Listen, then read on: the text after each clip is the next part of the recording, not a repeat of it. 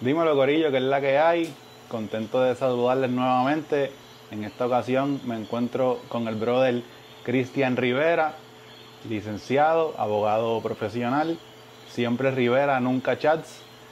Y el propósito de este contenido es hablar un poquito de política. Aquí nadie es experto de nada.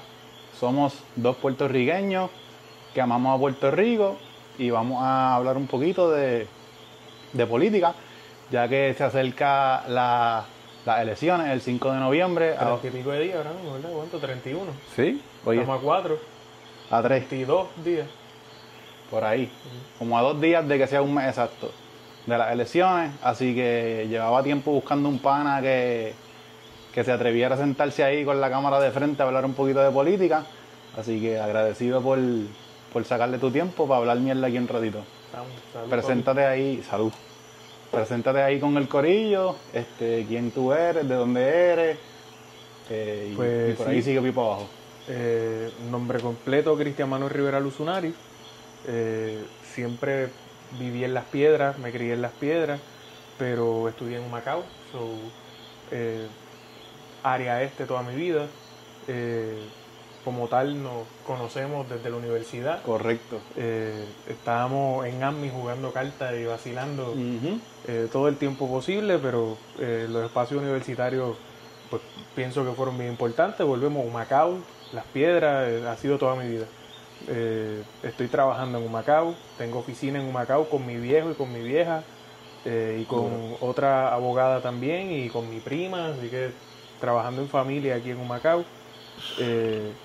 Y pues nada, en términos de estudio, estuve en un colegio elemental, el Colegio Emilio Díaz Lebrón, en la intermedia en La Ponce, las hay en Bellas Artes en Humacao, UPR Humacao donde compartimos un par de años, y después en Río Piedra, que entonces fueron mis años en San Juan.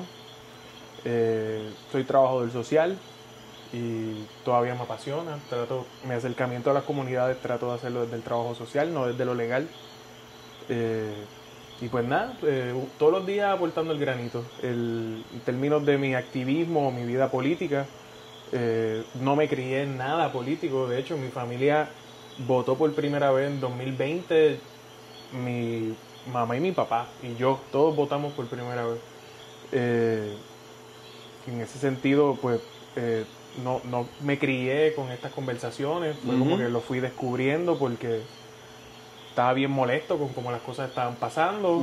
Siempre he sido bastante curioso y me ha dado pues, investigar y he llegado a mis conclusiones. Siento que es lo que ha pasado. En términos entonces de vida política, en la universidad me metí en AWETS, que era la Asociación de Trabajo Social. Empecé de secretario. Ahí aprendí a organizarme para estas cosas. Después de eso me hice representante estudiantil de trabajo social en la universidad y ahí aprendí a trabajar pues, administración de la universidad y cosas como esas. Después fui representante de Humacao ante la administración de San Juan en la universidad también, y pues ahí tuve un montón de experiencia en ver presupuestos de cientos de millones de dólares, de cómo se repartía, por qué se repartía. Y pues ya ahí empecé a tener experiencias bien fuertes. Por ejemplo, el expresidente de la universidad, Joan Walker Ramos, fue acusado de estar poniendo gente con becas presidenciales que él personalmente ponía ahí, escogía. Y pues ya empecé a tener ese taste de lo que pasa en la política en estos espacios, aunque la universidad para mí es sagrada, aunque los espacios, por ejemplo, en el recinto, sí siento que eran espacios académicos y que por eso mismo a veces se alejaban de la realidad de lo que estaba pasando. La universidad está como en una burbuja, pero pues fue mi primera experiencia en acercarme a esto y no votaba, no estaba inscrito durante todo ese tiempo. Cuando entré a Derecho en UPR Río Piedra, no estaba inscrito, no militaba con ningún partido. Eso fue en 2015. Todo ese tiempo, por ejemplo, cuando ya Ricky había ganado para ese tiempo, 2016 es que él gana. En ese tiempo ya estoy teniendo mucha cercanía con gente de distintos movimientos, pero no políticos. Estaba, ¿cómo es que se llamaba? los movimientos independentistas revolucionarios de estudiantes, la CIR se llamaba, participé mucho con el grupo Jornadas Se Acabaron las Promesas. Para mí eso fue un grupo extra importante. Para ese mismo periodo de 2015, por ejemplo, un poco la conversación que tuvimos antes de empezar, estaba pasando que el gobierno de Estados Unidos tomó una decisión en un caso que se llama Sánchez Valle, para decirlo corto, tiene una cita bien larga, en donde añadió un capítulo a algo que se llaman los casos insulares. Esos casos insulares fue como desde el año 1898, cuando Estados Unidos empieza a entrar a Puerto Rico, Filipinas, Guam, distintas áreas. Estados Unidos se ve por primera vez la necesidad de definir lo que estaba pasando fuera del continente americano. Y empezó a decir, esa gente van a ser como nosotros, con los mismos derechos que los que están acá, aunque estén allá. Eso es lo que se le llaman los casos insulares. Y esos casos se fueron decidiendo en la medida que fueron surgiendo problemas. ¿Cuáles eran esos problemas? Uno de los casos más famosos tenía que ver con tributación, con cuando se iba a pasar un barco, dónde iba a pagar ese barco y cuántas veces iba a pagar. Tenía que ver con ciudadanía. Si yo nací aquí o nací allá, ¿qué ciudadanía yo tengo? Esas definiciones comenzaron en el 1896, si no me equivoco, y como hasta el 1919 hubo por lo menos 13 casos en donde el tribunal fue definiendo hasta dónde llegaba esta cosa, de tener tierra fuera del continente americano. En ese contexto, con la guerra hispanoamericana, en Puerto Rico pasó algo bien especial, que fue la ley Foraker. Esa ley estaba reconociendo que el territorio podía tener ciertos privilegios por virtud de ley a través del Congreso. Ojo en eso, desde ahí estamos iguales. El Congreso dice qué es lo que va a pasar. En ese sentido, en 1917, Ley Jones... Diablo, ahora en 107 años. Sí, ahora mismo... 117 años, perdón. No, 107, bueno, en 107. esos primeros fueron 17 años en esa transición, del 1900 al 1917. O sea, pero del 17 para acá, 107 años. Sí. Entonces, en esa conversación, lo que estaba pasando era que le empezaron a dar una definición a las personas que estaban allá, pero todavía las personas que están allá no están bien definidas. Hay un montón de distintos estudios que escapan esta conversación de cómo se dio en Filipinas, cómo se dio en Guam, cómo se dio en Puerto Rico, pero llegando a Puerto Rico, en ese periodo de 1900 a 1917, definieron qué era lo que iba a pasar en Puerto Rico y qué definieron también un gobierno. El general Riggs, cuando fue una de las primeras cabezas que estaba aquí,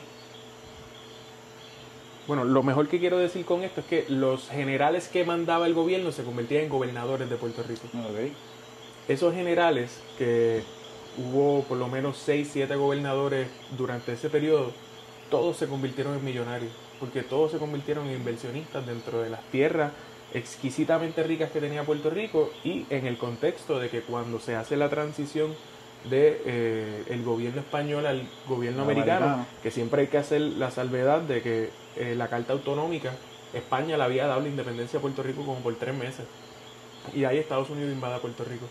Así que en un revolú de cosas que estaban pasando, terminan entonces también convirtiendo el peso español en el dólar americano y lo devalúan. Así que a todo el mundo se le estaba reconociendo 60 chavos de dólar por peso español. Así que todo el mundo que tenía tierras, todo el mundo que tenía riqueza, se quedaron con 40% menos de lo que tenían. Y la inversión americana, que tenía un 40% de ventaja, vino a apropiarse. Y ahí es que empiezan los monocultivos, ahí están las cañas. Domino Sugar empezó en Puerto Rico y era uno de los principales vendedores de azúcar del mundo. Y el primer gobernador de Puerto Rico, Riggs, era el que empezó Domino. Así que esto sale en War Against All Puerto Ricans, el libro de la guerra contra todos los puertorriqueños. Pueden ir en más detalle con eso. Y si digo 2 o 3 disparates, léanse el libro para que ustedes me corrijan, pero lo importante es que se animen. Pero, como te digo, en ese periodo ocurrió que toda la tierra, básicamente el capitalismo de estos grandes empresarios americanos, logró apropiarse de las tierras y la gente quedó sumida en mucha pobreza. En ese contexto, cuando tú ves los discursos de los años 20, los años 30, los inicios de Albizu en los 30, su vida política grande, hay una gran conversación de socialismo y comunismo. No No voy a entrar, no voy a entrar en esas distinciones, pero el mundo completo, Primera, Segunda Guerra Mundial, la primera en el 17, la segunda en el 35, el 33, estas conversaciones estaban pasando en el mundo y Puerto Rico no estaba lejos de ellas, pero las condiciones materiales de las personas lo estaban llevando a tener organizaciones sindicales fuertes, partidos que tenían, por ejemplo, el nacionalismo, como lo conocemos, que el nacionalismo terminó convirtiéndose en fascismo, no es que algo que hay que abrazar, Ajá. pero el nacionalismo era la gente diciendo, es que este es mi país, esta es mi tierra, yo estoy trabajando aquí, o sea, váyanse gringos, váyanse yanquis, váyanse con su explotación salvaje a otro lugar, nosotros somos una clase política capaz de ser puertorriqueños. Y en ese momento los partidos que habían en Puerto Rico no era el Partido Popular, estaba el Partido Republicano, por ejemplo, desde parte de los que querían estar con Estados Unidos, y los partidos nacionalistas. El Partido Independentista todavía no había nacido hasta los 30. En esa conversación había un procapitalismo imperialismo contra un, no quiero decir que era comunismo porque todavía no había, pero socialismo fuerte que estaba entre los países de Europa, y aquí había un movimiento grande de independentismo socialista y de republicanismo capitalista. Entonces esa conversación pasó en los 30, aunque hoy la estamos volviendo a ver, la cosa es cíclica como tú no evolucionas. Sí, cabrón. Entonces, pasando un poco a los 50, la ley 600 que nos la da el Congreso dice, ustedes pueden hacer una constitución, reúnanse, hagan algo. Cuando eso pasa, Luis Muñoz Marín ya está en el poder y a Carlos Albizu Campos lo habían hecho canto. El Partido Nacionalista lo habían perseguido y el movimiento popular había sustituido entonces esa ola independentista que había estado en los 30, que no había tenido fuerza, que había sido perseguida. Ahí pasaron cosas como la masacre de Ponce, como la masacre de Río Piedra, nacionalistas que no estaban haciendo nada ilegal. Por ejemplo, la masacre de Ponce habían pedido permiso para hacer una marcha, le cancelaron la marcha a última hora y ellos dijeron vamos para encima. Y cuando están haciendo la marcha te tirotean a todo el mundo, tirotean a la gente que está atrás. O sea, así estaban los 30 en Puerto Rico. Entonces, pues, un poco la gente temiendo a ese Estado, con una propaganda fuertísima de parte del gobierno, que tiene operaciones como Manos a la Obra, de Teodoro Moscoso, que está industrializando el país, pues hubo un movimiento bien fuerte a decir, Estados Unidos es bueno, vamos a tener que aguantarnos a él. Ojo, ya llevaba 50 años siendo dueño de las empresas, siendo dueño de todos los comercios, con un gran poder, pues después de 2 o 3 generaciones ya la cosa encaja. Desde el 1950 entonces, donde ya hay una penetración de lo que es la sociedad americana, en lo que era el quehacer del puertorriqueño, nace el Estado Libre Asociado después de 2 años de una convención constituyente. El Congreso aprueba nuestra Constitución y ahí entonces nace el meollo que tenemos hoy. Un poco para resumir entonces lo que he estado tratando de decir, desde que entró Estados Unidos hasta que nace el ELA, el movimiento independentista fue bien fuerte. El movimiento independentista fue perseguido y fue apagado. Un poco en todos los años entonces 50, 60, todo eso todavía persiste fuertemente y el Estado Libre Asociado está en su gloria. Somos la vitrina del Caribe, todo el mundo puede venir aquí a hacer negocios. Y estábamos bien, estábamos creciendo un montón, nadie puede negar eso. Pero entonces volvemos a los 70. Cuando entonces estamos en los 70 y me quería detener un poco más ahí. Ojo, hay un montón de cosas que brinqué antes. Pero, sí, esto es una clase resumida. Sí, pero entonces yendo a los 70, lo importante que tuvo eso es que ahí es cuando el Estado Libre Asociado de verdad empieza a fallar. Ya nos industrializamos, ya tenemos proyectos como las 936 que están entonces con muchas fábricas, las universidades están arriba, la economía está booming, pero es cuando primero empieza a verse el déficit de la economía. Y ahí es que queda claro la imagen del capital ausente. Cuando tú estás aquí para trabajar, pero no estás para que el dinero se quede aquí. De momento ya la infraestructura que se estaba haciendo era muy costosa para lo que se estaba produciendo. Los empleados que se habían contratado como servidores públicos ya eran demasiados. Y hubo también un desbalance en términos del rol del gobierno en las responsabilidades que debía tener. Porque es que las teorías económicas no iban a funcionar en la colonia. Entonces lo dejamos claro porque desde que hablamos aquí en el principio que siempre hemos hecho las cosas con permiso del Congreso, pues hasta el 50, donde supuestamente logramos nuestra máxima pues, condición política, era una condición colonial, y la economía lo empezó a reflejar entonces después, un poquito después, 20 años, 30 años después. Ya. Los argumentos políticos de la independencia nunca murieron. Los argumentos políticos de la estadidad nunca han muerto. Pero el proyecto político de Lela empezó a morir desde ese momento. Entonces, también escapa esta conversación, pero el tú poder tener un país sostenible necesita que tú tengas producción de riqueza. Entonces, la relación de dependencia siempre nos fue desfavorable, fundiendo más, nos fundiendo más. Y entonces ya llegamos a un punto en donde de verdad, como decía ahorita, Sánchez Valle, cuando entonces lo traemos a 2015, demuestra que el ELA de verdad murió. Pero entonces, como te mencionaba ahorita, los 70, ¿por qué los 70 para mí es importante?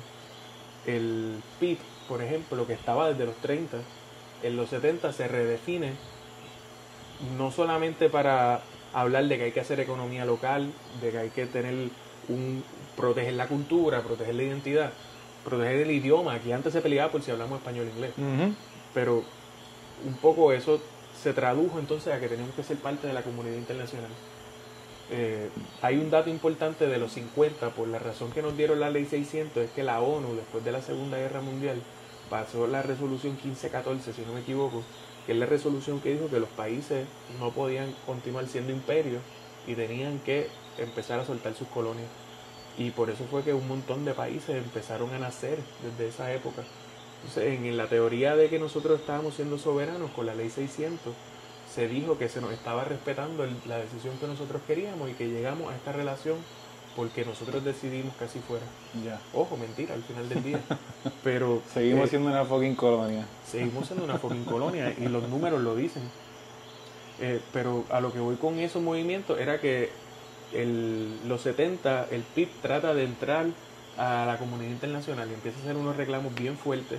Volvemos, no es que no estaban pasando, pero lo adopta el partido entonces como una estructura, como una base de la estructura política que está buscando solidaridad con los otros países. Entonces por eso siempre tú escuchas Venezuela, escuchas Cuba, escuchas un montón de países que normalmente no están en el ala del movimiento de Estados Unidos diciendo independencia para Puerto Rico, porque es que esto es algo que lleva hablándose 50 o 60 años en la comunidad internacional. Nosotros, como no somos parte de la comunidad internacional, ni nos damos cuenta que nos están llamando, pero nos están llamando. Entonces, recogiendo las ideas de, ok, tuvimos la colonia de Estados Unidos, la falacia de que teníamos algún tipo de soberanía, el amarre de eso con el Estado Libre Asociado, y en los 70 colapsa de nuevo, como que en estos ciclos que van pasando. Pues en los 70 el movimiento independentista sí tenía bastante fuerza, no que no. Y por ejemplo, al nivel de, mala mía que te interrumpa, al nivel de ahora que se... No tanto, nunca como ahora. Nunca has estado tan cerca de... Ok, tú eres los más claros segundos. En los 30 tal vez, pero pudieron tener siempre senadores, por ejemplo. Nunca hemos parado de tener senadores. El mismo Rubén Berrío fue senador. Estaba Fernando Martín, si no me equivoco, fue senador. Ahí se me escapan los nombres ahora de momento, pero nunca hemos dejado de llevar una voz. Siempre han habido independentistas en el gobierno. Y entonces, eso era algo que quería traer y gracias por traerlo. En los 70, una gran división que hubo dentro del independentismo de Puerto Rico era: vamos a participar de unas elecciones coloniales, vamos a legitimar un proceso colonial, o vamos, por ejemplo, en los extremos, a la lucha armada y vamos a tomar las riendas del país. Entonces, esos momentos, volvemos, desde los 30 estaban pasando, no quiero obviar que hay un montón de cosas, pero en los 70 para mí fue un momento bien importante porque todavía el sol de hoy sentó la pauta, pienso yo. Hubo de todos modos huelgas bien violentas, hubo huelgas contra el RTC donde se tirotearon dentro de la UPI, eso fue en los 80. Hubo cosas que también fueron fuertes, pero yo creo que para mí los 70 es importante porque definió que iban a tener que irse por lo electoral. Ya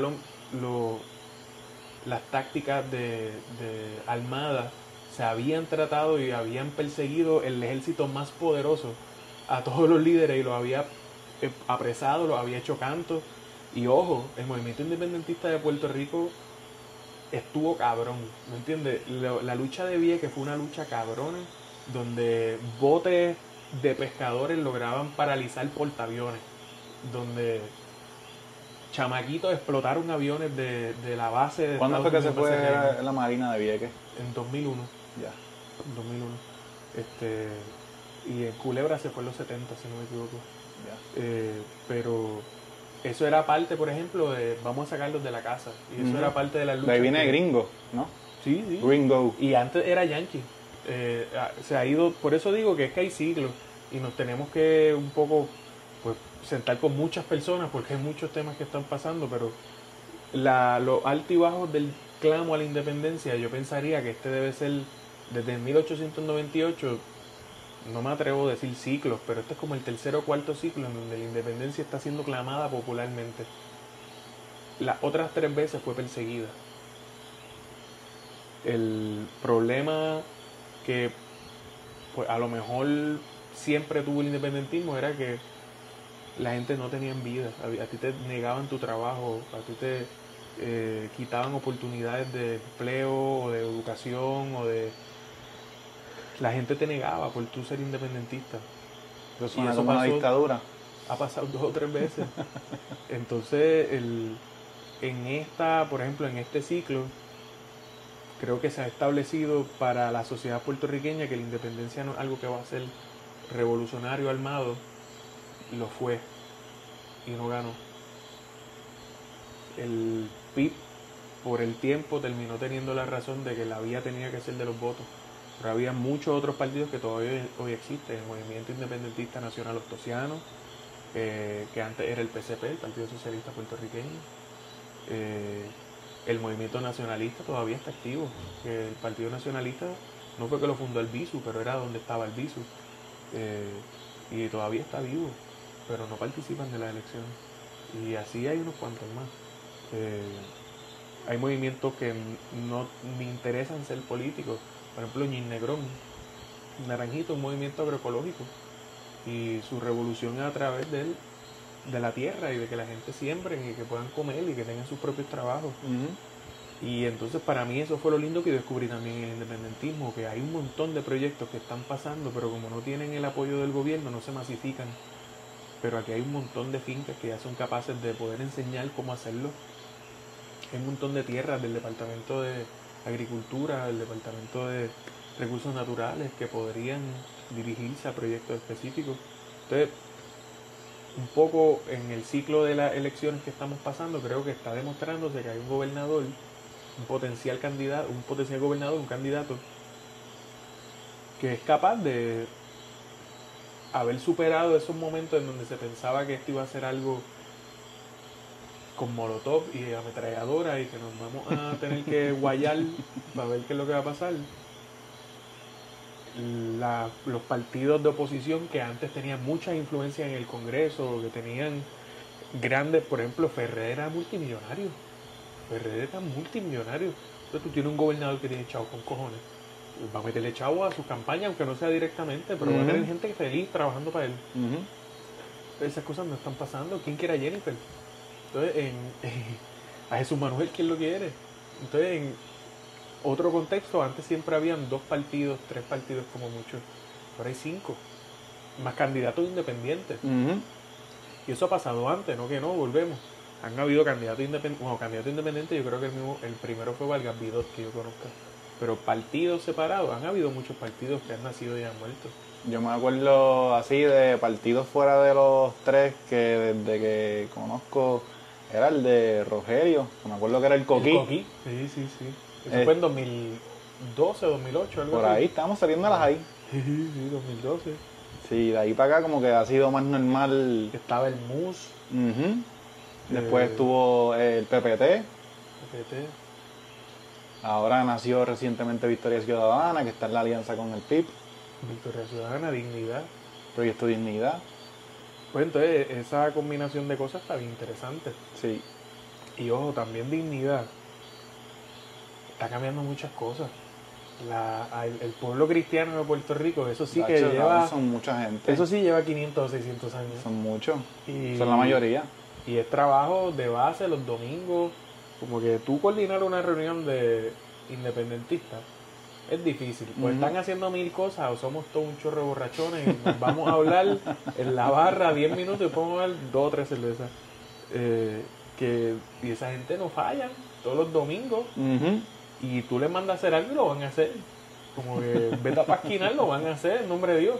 Entonces, me parece bien interesante eso, porque no había habido un partido tampoco que participara, digo que yo conozca, un partido que participara en las elecciones con base de fe. Ujú. Eso no había pasado. O sea, en la base de fe siempre se apoyaba a un partido, a un candidato. Sí, se veían los candidatos tradicionales que pues parte de la logística de su candidatura era la gente me tiene que ver yendo a la iglesia los domingos, aunque no necesariamente el partido estuviera vinculado con una base religiosa, pero pues que sí, era como que parte de su logística y de su análisis. Y para el partido independentista el catolicismo es bien importante. ¿Sabes? Había una base fuerte del catolicismo y, por ejemplo, también de la base de fe realmente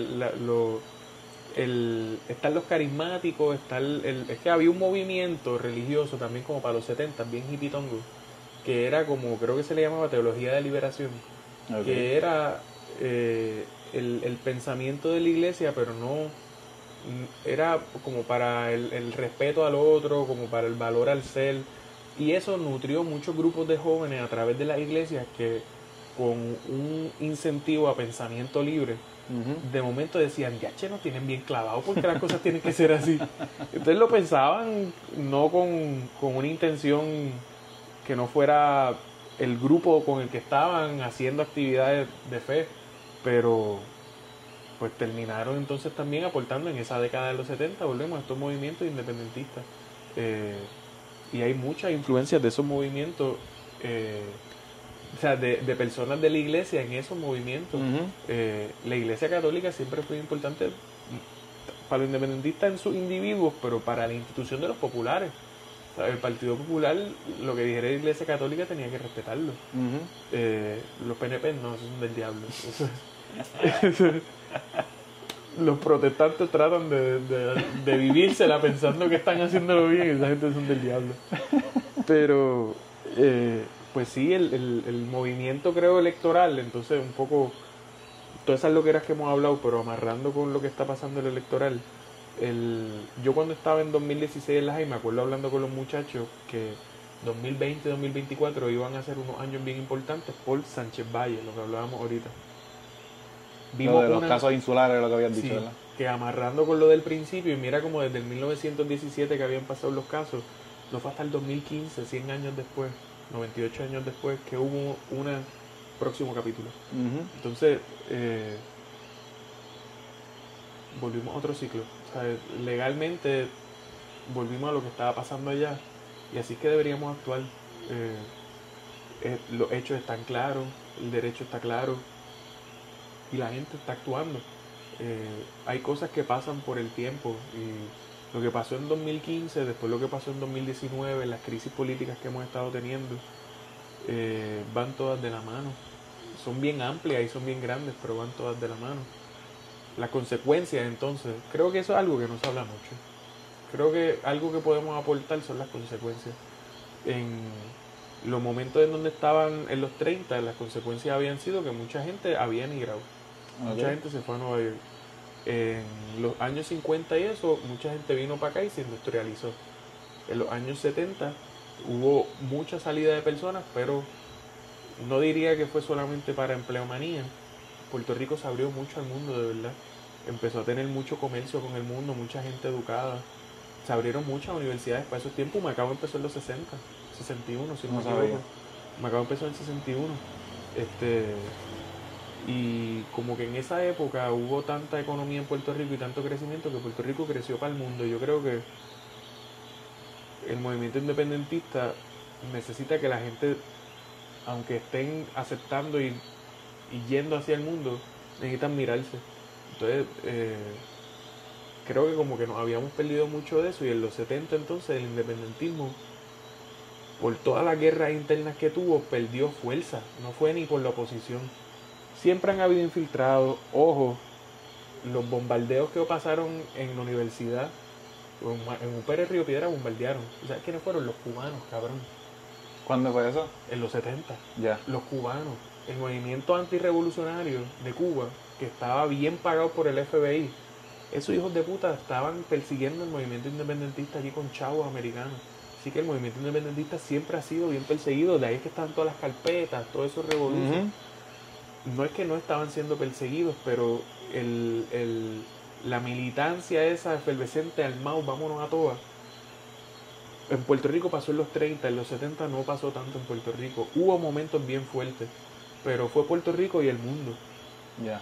Y yo siento que ahora como que Puerto Rico, ya el mundo siguió, no lo estamos alcanzando. República Dominicana no está comiendo los dulces. Yo me acuerdo de chamaquito, los chistes que uno hacía de siempre los chistes así xenofóbicos, sí, es la palabra, xenofóbico. ¿verdad? Era en contra de los dominicanos. Papi, y ahora los Y ahora estamos pidiendo cable a ver si nos dan luz. Ahora los dominicanos nos pasaron el rolo. Entonces, por ejemplo, Cuba siempre ha sido bien criticado, siempre ha tenido el bloqueo, una excusa una conversación no cancela la otra, pero yo fui a Cuba y no es que no te acogen dólares, no es que tú no puedes ir a lugares bien hijueputa, igual que no es que no vas a ir a lugares bien pobres por allá por el carajo. Pero gordo, Puerto Rico tiene lugares que tú vas y la gente está bien pobre, que no comen. ¿Me entiendes? Como que... Sabrá Dios cuántas comunidades hay que todavía están tratando de recuperarse de María. Sí. Viviendo con tordo todavía. Y sin comida, sin acceso a la comida. En Yabucoa, creo que fue los otros días, estaban hablando en las noticias de un señor y de las necesidades que tenía de comida. Entonces, puede que entonces tuvimos toda esta gran infraestructura y todas estas carreteras y todos estos postes, pero ya hoy están viejos. Entonces, creo que este tercer ciclo, diría yo, para ponerle 1, 2, 3, de momento nos encontramos con que teníamos mucho y que se nos está como cayendo de las manos y que necesitamos una persona que rescate lo que ya tenemos porque es que ya construyeron sin planificar, hicieron cosas a switches, pero las tenemos. Eso no se tiene que perder. Cabrón, yo siento que tú dices que se nos está cayendo de las manos. Yo no tengo tanto conocimiento como este hombre, pero, cabrón, el país que yo veo se nos cayó de las manos completo hace rato, cabrón. ¿Tú crees? ¿Por qué lo ves así? Cabrón, salud está jodido. Yo estuve con abuela, cabrón, hace como... Estamos en octubre, hace como 3 meses, vamos a ponerle 3 meses. Cabrón, mi abuela estuvo como 10 horas en sala de emergencia, en la camilla de la ambulancia, no del hospital, de la ambulancia, atendiéndola en el medio del pasillo, un doctor la atendiendo como 3 pisos del hospital. Cabrón, a mí me dio un ataque de ansiedad allí y yo tuve que escribir a papi. Yo, mira, en verdad yo necesito que tú llegues aquí porque esto está intenso. Y eso es porque fue la experiencia reciente que tengo. Obviamente todos estamos claros de cuánto nos afecta Luma, por darte otro ejemplo. No tengo hijos, tengo sobrinas que están en educación, pero probablemente pudiera tener más relaciones con cuán jodido está el departamento de educación. No estoy tan cercano a ellos, pero uno ve las noticias y uno ve lo jodido que está y cómo se roban los chavos. No hace mucho se fue viral los chamaquitos alrededor de toda la isla por TikTok. Que si tienes que tener el uniforme completo, pero el baño sin toile, sin pupitre. Yo creo que ese vacilón empezó por Nahuabo. Ajá. En Nahuabo había una escuela que la tenían hecha canto y que cuando fue la directora dijo que estaba todo bien. La única escuela creo que la única superior de Nahuabo. Y de ahí salió ese tren. Sí, pero es que las carreteras. Sí, es que está hay muchos departamentos, la seguridad, cabrón. Puerto Rico está el garete por ahí. Como que uno tiene que saber dónde uno se mete. Y aún sabiendo uno dónde se mete, donde menos uno se lo espere, pasa un más rato. Lo digo aquí en confianza, papi, yo sobreviví un tiroteo hace como 1 mes y medio. Estaba con unos panas, fueron a matar a uno, entraron balas, mis panas salieron tiroteados, tuvimos que ir a pasar la emergencia y no teníamos nada que ver. Por poco uno de ellos pierde un brazo. Hay muchos departamentos esenciales, los pilares de un país, que Puerto Rico, que tiene bueno Puerto Rico, el turismo, los atletas y los artistas. Y la familia para quienes estamos aquí. Sí. Pues, por eso creo que entonces Dalmau da una esperanza, porque es que el récord está limpio, en términos de que ha sido senador por mucho tiempo, tiene experiencia dentro de esos espacios, ha administrado ese dinero. Volvemos, cuando hablamos de administración, yo en la universidad, que era uno de las agencias, estaba viendo y administrando y participando en presupuestos de billones de dólares. Él estaba en el gobierno central participando, así que cuando a mí me dicen que él no tiene experiencia, es porque no ha tenido la silla. Pero tú y yo, que somos jóvenes, sabemos que tenemos nuestras capacidades, y él no es ningún pendejo, ¿sabes? Y porque él no haya estado sentado, porque él tal vez se vería como nosotros en un espacio como ese, no significa que no esté ready para hacerlo. Así que yo creo en que él tiene las herramientas para hacerlo. En términos, por ejemplo, de algo que para mí como persona es bien importante, es la familia. Y ese tipo, que lo conozco y lo respeto, es un hombre que pone mucho por su familia, todo lo que puede. Y quiere mucho a su esposa, y quiere mucho a sus hijos. Y hubo un tiempo que hasta se quitó de la política cuando su hijo enfermó. Escuché esa historia. Y para mí eso habla mucho de una persona. Ha hecho una campaña limpia. Hay una propuesta grande de términos del partido, bien pensada, con grupos focales por más de año y medio, 2 años de trabajo. Lo que él está diciendo en los medios no es que él se sentó a escribirlo. El partido ha tenido asambleas. El comité central que te hablaba, tuvieron como 3 informes en donde daban las actualizaciones, decían dónde estaba la información, cogían sugerencias, las abrían al público, se sentaban y hacían mesas de discusión. Y ahí un proyecto que se presentó a la asamblea hace como 1 mes y medio y se aprobó. Y lo que Dalmau dice es lo que se aprobó ahí. ¿Entiendes? Él no está inventando, él no tiene un libreto. O sea, él no tiene, él tiene una estructura, tiene un proyecto del partido que está impulsando. Entonces, para mí, dentro de esos siglos que estaba hablando, él hizo un clic, cayó con un momento en donde se apoya que el partido, que se había quedado solo, porque el PIB estaba casi solo en eso de votar. Después de 50, 60, 70, 80 años de consistencia. Yo nunca había visto el PIB cogiendo más de 3%. En nuestras vidas no. En nuestras vidas jamás. Él no quedaba inscrito. Exactamente. No quedaba inscrito. Y o sea, tú lo dices muy bien. Nosotros probablemente pues tenemos la capacidad de ver las buenas intenciones o las buenas capacidades que pudiera tener él como administrador, pero más allá que eso, yo, ¿verdad? Y la intención de este video no es que yo quiero que tú votes por quien nosotros estamos hablando, pero más que porque él sea el que yo pienso que es el mejor, es más bien por eliminación. A dónde nos ha llevado el PNP y el PPD, y no es tanto por tirarle directamente al partido, pero es que los candidatos Jennifer González, ¿cuánto tiempo lleva en el gobierno? Creo que 24 años. Jesús Manuel lleva un par de añitos también. Yo creo como 2 términos. Y entonces Proyecto Dignidad es un partido relativamente nuevo, pero ese pana hace 3 meses era PNP. Y estuvo 20 y pico años allá en el sur. Más que yo evaluar todas las propuestas de los candidatos y decir, yo pienso que es el mejor, yo por eliminación realmente solamente veo una opción. Es que creo que es parte de esas condiciones que te hablo. No quiero decir que es escoger el menor mal, siento que todos tienen sus buenas competencias, pero en un ejercicio como de eliminación, realmente es que eso es lo que está pasando. En el clic de las condiciones, un chorro de batata. Tiene uno que está bien preparado. Yo cada vez que veo un anuncio de Jennifer González hablando de comunismo, Venezuela, Cuba, tienen que sacárselo a la boca. Y lo más cabrón es que si lo hacen es porque funciona. Sí. Es que ese ha sido el discurso histórico, y si un poco lo conectas con lo que está pasando en Estados Unidos, Trump dice que Kamala es comunista. ¿Y qué de comunista tiene esa cabrona? O sea, nada, cero. Kamala es una fiscal que se pasa persiguiendo gente, que persigue casos sin importar lo que sea. En las propuestas que ha hecho es súper pro guerra. En términos de sus propuestas económicas, ella nunca ha dicho nada que no sea libre mercado, libre empresa. ¿Cómo que comunista? ¿Entiendes? Y en esa conversación... Es porque saben que hay gente que se la va a comer. Y son los discursos que habían arrastrados desde los 50, 60, 70, y que ya hoy están obsoletos.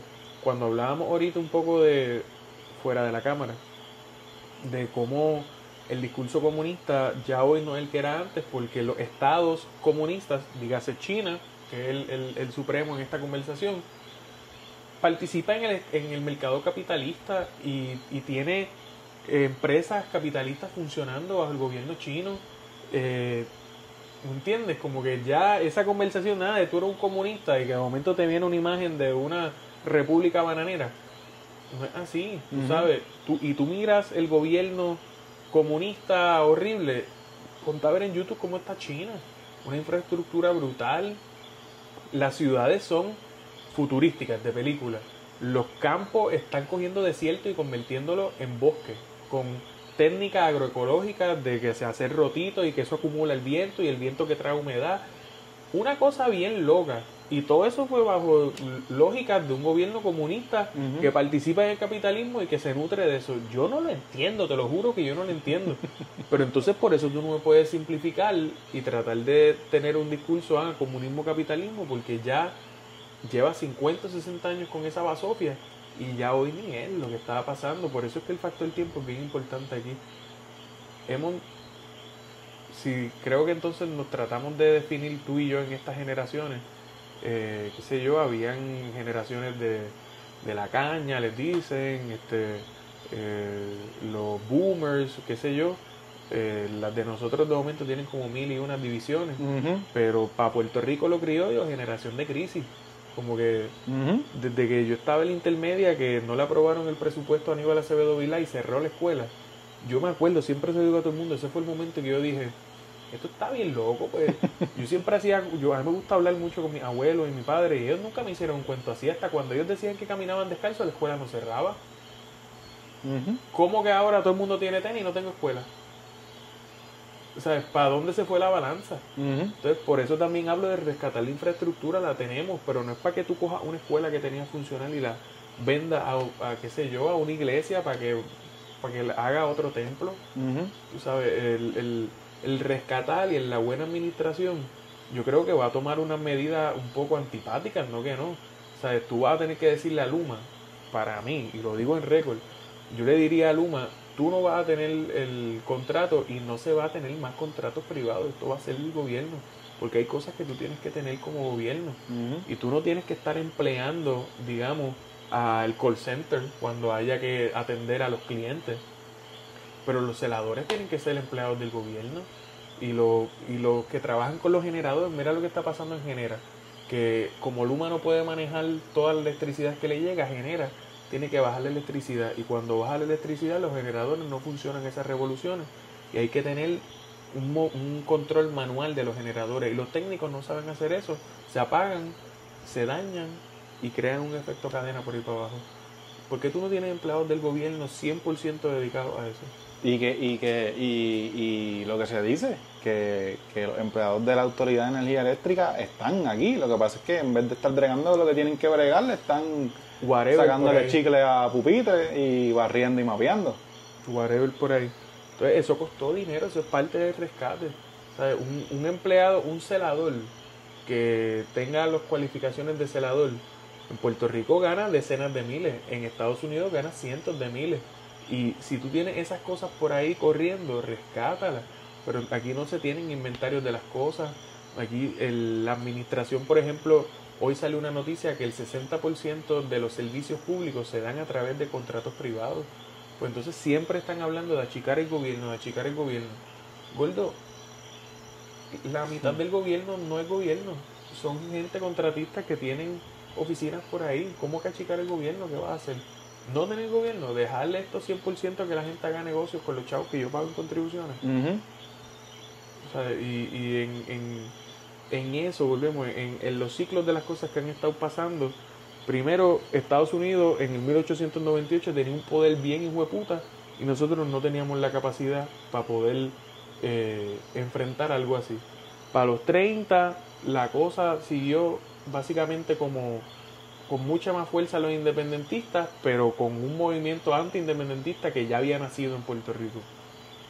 En los 50 entonces la cosa, decimos que estamos todo el mundo a fuego y que nos vamos a switch y que qué bueno que somos la cosa más cabrona del Caribe. Para los 70 ya como que Estados Unidos vamos a un saco de bicho, hay que ir a la comunidad internacional, hay que ver qué carajo es lo que vamos a hacer, porque contigo no se puede. Y cuando ya llegamos acá, es como que cabrón, tú lo que haces es bombardear Israel, tú tienes una de crisis hijo de puta, ya el mundo te superó, nadie quiere estar con Estados Unidos, pues lo que representa es guerra. Y nosotros logramos tener entonces toda la infraestructura, logramos tener personas capaces, un pueblo educado, y lo que estamos es cayendo en picada libre cuando estamos arriba. Sí, pa. Entonces eso es súper frustrante. Sí, pa. Cabrón, demasiado frustrante. Y tantos amigos que se nos van, por ejemplo, para Sí, mí eso pa. es serio. O sea, y no se habla tampoco, volviendo a lo de ahorita, los temas negativos. Hoy lo más negativo, yo he perdido la mitad de mis amigos.